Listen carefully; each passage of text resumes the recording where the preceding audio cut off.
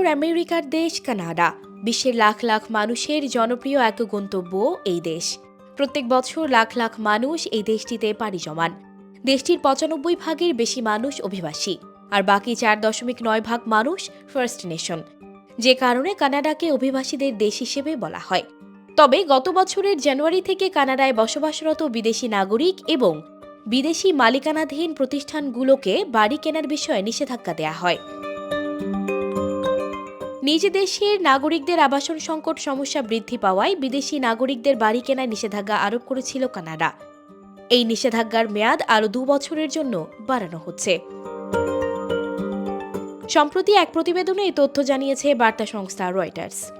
প্রতিবেদনে বলা হয়েছে, কানাডিয়ান আবাসনে বিদেশি মালিকানার ওপর নিষেধাজ্ঞা আরও ২ বছরের জন্য বর্ধিতকরণের ঘোষণা দিয়েছে কানাডা।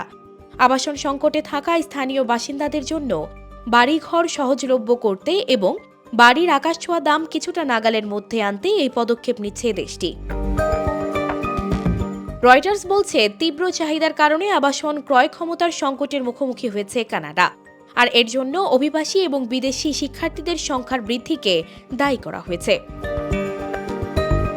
কানাডার উপপ্রধানমন্ত্রী ক্রিস্টিয়া ফ্রিল্যান্ড এক বিবৃতিতে বলেছেন, কানাডিয়ানদের জন্য আবাসন আরও সাশ্রয়ী করতে কানাডিয়ান আবাসনে বিদেশি মালিকানার ওপর চলমান নিষেধাজ্ঞা, যা ২০২৫ সালের ১ জানুয়ারি মেয়াদে শেষ হতে চলেছে, তা আগামী ২০২৭ সালের ১ জানুয়ারি পর্যন্ত বাড়ানো হবে।